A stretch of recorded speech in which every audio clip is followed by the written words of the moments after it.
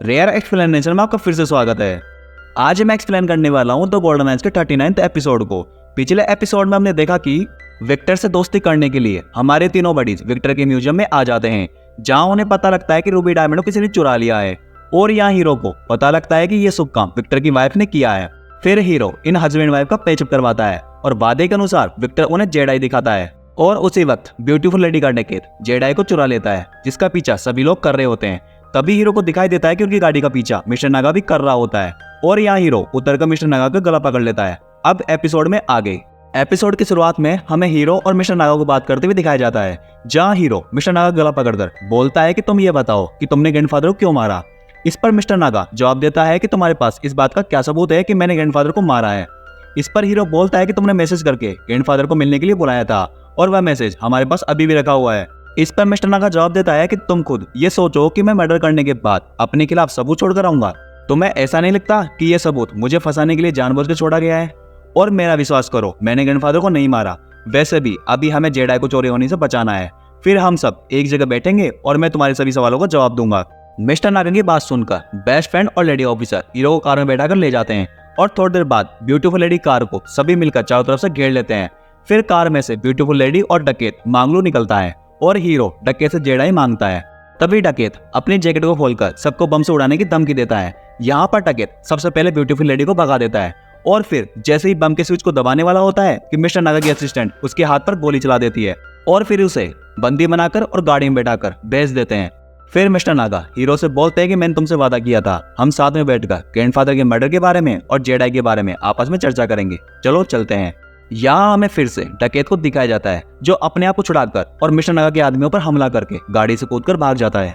फिर हमें थोड़ी देर बाद मिस्टर नागा के घर को दिखाया जाता है, जहाँ मिस्टर नागा हीरो को बताता है कि उस दिन मेरे पास भी ग्रैंडफादर की तरफ से एक मैसेज आया था, जिसमें लिखा था कि अगर आप जानना चाहते हैं कि उस साल आर्कोलॉजिकल टीम के साथ क्या हुआ था तो रोल नंबर 102 में आ जाएं। Message from grandfather. ग्रैंडफादर का मैसेज पढ़ने के बाद उस दिन मैं ग्रैंडफादर से मिलने आ रहा था। तभी रास्ते में किसी बंदे ने अपनी कार रोक दी और वो अपनी कार ठीक करने लगा और मैं ये नहीं जानता कि उसने ये जानबूझकर किया या वाकई उसकी गाड़ी खराब हो गई थी और इसी वजह से मैं थोड़ा लेट हो गया। और जब मैं रोल नंबर 102 का गेट खोलकर अंदर गया तो मुझे ग्रैंडफादर की लाश दिखाई दी। उस वक्त मेरी असिस्टेंट ने मुझे रोक लिया और मुझे वापस ले आई। इस पर हीरो पूछता है कि अगर आपने ग्रैंडफादर को नहीं मारा तो फिर आप वहां से भागकर क्यों आए और साथ ही आप यूनान से भागकर यूक्रेन क्यों आ गए। इस पर मिस्टर नागा जवाब देते हैं कि मैंने ये सब इसलिए किया क्योंकि मेरे पास जेडाई थी और मैं उसे सुरक्षित रखना चाहता था कि कहीं जेडाई चोरी ना हो जाए। यहाँ पर हीरो सबसे पहले मिस्टर नागा को उस आर्कोलॉजिकल टीम की फोटो दिखाता है जो ग्रैंडफादर के लिफाफे से उसे मिली थी और फिर हीरो मिस्टर नागा से बोलता है कि 40 साल पहले एक कब्र की खोज के लिए मेरे ग्रैंडफादर और आपके पिताजी गांसू गए थे। वहां से मेरे ग्रैंडफादर रहस्यमय तरीके से गायब हो गए और आपके पिताजी गांस छोड़कर जापान आ गए और उन्होंने अपना बिजनेस भी स्टार्ट कर लिया। क्या इसका मतलब ये नहीं हो सकता कि आपके पिताजी ने मेरे ग्रैंडफादर को मार दिया और इसी बात की जानकारी कई वर्षों बाद जूनियर के ग्रैंडफादर को पता लगी और जूनियर के ग्रैंडफादर मुझे ये बात बताने वाले थे, परंतु आपने उन्हें ये सच्चाई बताने से पहले ही मार दिया। क्या ये पॉसिबल नहीं है? इस पर मिस्टर नागा जवाब देते हैं कि जोंग रुई, आपका लॉजिक और आपका संदेह सुनने में काफी सही लगता है, परंतु मैं आपको बताना चाहूंगा कि ये सब कुछ गलत है, क्योंकि मेरे पिताजी तुम्हारे ग्रैंडफादर को मारने के कारण नहीं बल्कि वह अपनी जान बचाने के लिए गांसू से भाग कर आए थे। मेरे पिताजी का वापस जापान आने का मतलब केवल इतना ही था कि वह अपनी जान बचा रहे थे। और मैं तुम्हें बताना चाहूंगा कि वापस जापान आने के बाद मेरे पिताजी का व्यवहार पूरी तरह बदल गया। उन्होंने मेरी माँ को केवल इतना ही बताया कि कोई चाइनीज व्यक्ति है जो उन्हें मारना चाहता है। क्या ऐसा नहीं हो सकता कि तुम्हारे ग्रैंडफादर ने मेरे पिताजी पर हमला किया और उन्हें जान से मारने की कोशिश की और जब वह नाकाम रहे तो पुलिस से बचने के लिए इस धरती से गायब हो गए। इस पर हीरो मिस्टर नागा से पूछता है कि मेरे ग्रैंडफादर का आपके पिताजी को मारने का क्या उद्देश्य होगा।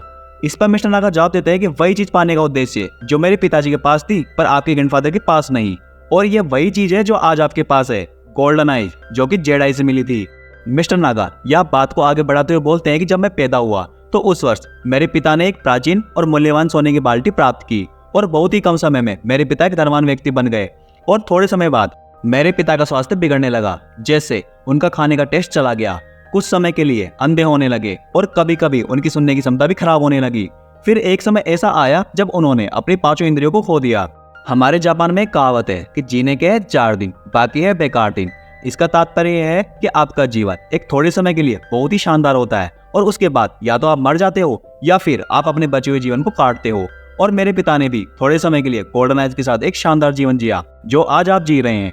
और मिस्टर नागा आगे बताते हैं कि जब मैं बड़ा हुआ तो मुझे पता लगा कि मेरे पिता ने गोल्डन आइज गांसो अभियान के दौरान प्राप्त की, इसलिए मुझे तुम्हारे ग्रैंडफादर जो कि मेरे पिताजी के सहयोगी भी थे उन पर शक हुआ कि कहीं तुम्हारे ग्रैंडफादर ने मेरे पिताजी को मारने की कोशिश तो नहीं की।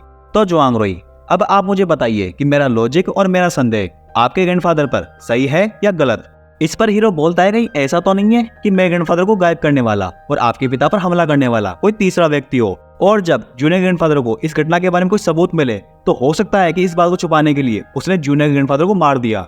इस पर मिस्टर नागा जवाब देते हैं कि जुआंग रोई, आपका संदेह काफी सही है, परंतु मैंने कई बार तीसरे व्यक्ति का पता लगाने के लिए जांच करवाई, परंतु मुझे तीसरे व्यक्ति के होने की संभावना का कोई सबूत नहीं मिला।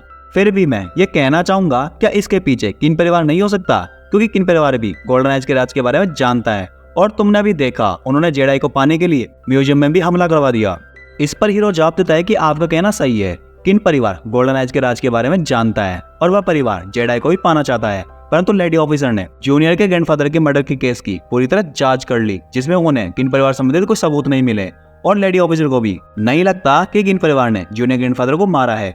फिर हीरो मिस्टर नागा से जेडाई को देखने की रिक्वेस्ट करता है। हीरो की बात सुन मिस्टर नागा जेडाई को अपनी तिजोरी से निकालते हैं और फिर हीरो को दिखाते हैं। हीरो अपनी गोल्डन आई से जेडाई के अंदर देखता है और मिस्टर नागा को बताता है कि उसे जेडाई में एक ब्लैक डॉट दिखा जो कि जेडाई के बिल्कुल सेंटर में है। इस पर मिस्टर नागा हीरो के गोल्डन आइज की तारीफ करते हैं और फिर यहाँ पर विक्टर आता है और मिस्टर नागा विक्टर को बोलते हैं कि आपने जेडाई पर जो जांच की उसकी जानकारी हीरो को बताएं। इस पर विक्टर बताता है कि जब मिस्टर नागा ने मुझे जेडाई की जांच करने के लिए कहा तो मैंने इंटरनेशनल लेवल की बेस्ट टेक्नोलॉजी का इस्तेमाल करके उसकी जांच करवाई और हम भी उस ब्लैक डॉट को खोजने में सफल रहे, जो कि एक प्रकार का रेडिएशन है, और जब वह हवा के संपर्क में आता है तो हवा में फैल जाता है और वह रेडिएशन जिस व्यक्ति पर अटैक करता है उसके तंत्रिका तंत्र पर प्रभाव डालता है और इस प्रभाव के कारण सबसे पहले उसे गोल्डन आइज प्राप्त होती है, परंतु उसके बाद पांचों इंद्रियां और शरीर के बाकी अंग धीरे धीरे खराब होना शुरू हो जाते हैं और मरने तक उसका स्वास्थ्य खराब होता चला जाता है। विक्टर की बात सुनकर हीरो को एक बार फिर सदमा लगता है और डरी हुई हालत में पूछता है क्या इसका कोई इलाज नहीं है। इस पर मिस्टर नागा हीरो को दिलासा देते हुए बोलते हैं कि अभी तक इसका कोई इलाज नहीं है और जानकारी के अभाव में हमारी मॉडर्न साइंस भी कुछ नहीं कर सकती। और मिस्टर नागा कुछ डॉक्यूमेंट हीरो को देते हैं और बोलते हैं कि मेरे पिता ने उस समय कुछ रिसर्च की थी जिनके ये इंपॉर्टेंट डॉक्यूमेंट है। इसमें उन्होंने गांसू की बुद्धिस्ट गुफाओं का जिक्र किया है, जिसमें उन्होंने उस बौद्ध गुफा का एग्जैक्ट लोकेशन तो नहीं बताया और ना ही उस बौद्ध गुफा में क्या है इसकी जानकारी दी। इसलिए मैंने भी कई बार उस बौद्ध गुफा को खोजने का प्रयास किया, परंतु मुझे अब तक ना तो उसकी एग्जैक्ट लोकेशन का पता लगा और ना ही वहाँ के लोगों से इस गुफा के बारे में कोई जिक्र सुना। और तुम्हें अब अपना अगला मिशन गांसू की बुद्धिस्ट गुफा को करना होगा और गोल्डन आइज के रेशियो का पता लगाना होगा, और इस तरह हम ये जान पाएंगे कि उस वर्ष आर्कोलॉजिकल टीम के साथ क्या हुआ था। और इसके अलावा क्या पता हम गोल्डन आइज के साइड इफेक्ट्स का इलाज ढूंढने में कामयाब हो जाएं। और इसके लिए तुम्हें जितने भी संसाधनों या लोगों की जरूरत होगी मैं तुम्हें उपलब्ध करवाऊंगा। और अब जाकर मिस्टर नागा और हीरो के बीच की बातचीत का अंत होता है। फिर हमें थोड़ी देर बाद का सीन दिखाया जाता है जहाँ हीरो के जाने के बाद मिस्टर नागा जेडाई को देख रहे होते हैं। तभी उनकी असिस्टेंट वह आती है और मिस्टर नागा से पूछती है कि जुआंग रोई के साथ आपकी बातचीत कैसी रही। इस पर मिस्टर नागा बताते हैं कि मैंने जुआंग रोई को मना लिया है कि वो व्यक्तिगत रूप से गांसू की यात्रा करेगा और बुद्धिस्ट गुफाओं को खोज निकालेगा, और इस तरह से हम गोल्डन आइज के रहस्य के बारे में जान पाएंगे, क्योंकि इन गोल्डन आइज की वजह से मेरा परिवार इतना समृद्ध बना और मैं इसे दुनिया का सर्वश्रेष्ठ और समृद्ध परिवार बनाना चाहता हूँ। इसके लिए मुझे जो भी कीमत चुकानी पड़े मैं चुकाने के लिए तैयार हूँ। फिर हमें हमारे तीनों बडीज को दिखाया जाता है जो आपस में बात कर रहे होते हैं, जहाँ लेडी ऑफिसर और बेस्ट फ्रेंड हीरो से बोलते हैं कि आप मिस्टर नागा की बात पर कैसे विश्वास कर सकते हैं और यह मामला वाकई बहुत अजीब होता जा रहा है। हम तो केवल यहाँ पर ग्रैंडफादर की हत्यारे का पता लगाने आए थे, परंतु हम तो एक दलदल में फंसते जा रहे हैं। कहीं ऐसा तो नहीं है कि मिस्टर नागा बंदूक चलाने के लिए आपके कंधे का इस्तेमाल कर रहा हो। इस पर हीरो जवाब देता है कि मैं नहीं जानता कि मिस्टर नागा के क्या उद्देश्य हैं या फिर किन परिवार के क्या उद्देश्य हैं, परंतु मुझे इतना पता है कि गोल्डन आइज के साइड इफेक्ट्स का इलाज ढूंढने के लिए मुझे गोल्डन आइज के रहस्यों का पता लगाना होगा और गोल्डन आइज के रहस्य ही सभी छिपी हुई बातों से पर्दा हटा सकते हैं। और अभी फिलहाल मैं मिस्टर नागा के साथ हूँ। और फिर हीरो लेडी ऑफिसर से पूछता है कि ब्यूटीफुल लेडी का डकैत मांगलू का कुछ पता लगा। इस पर लेडी ऑफिसर जवाब देती है कि विक्टर की वाइफ एलिना मांगलू का पता लगा रही है। फिर हमें नेक्स्ट डे मॉर्निंग का सीन दिखाया जाता है जहाँ पर लेडी ऑफिसर घोड़े बेचकर सो रही होती है। तभी उसे एलिना का कॉल आता है और एलिना उसे बताती है कि मांगलू का पता लग गया है।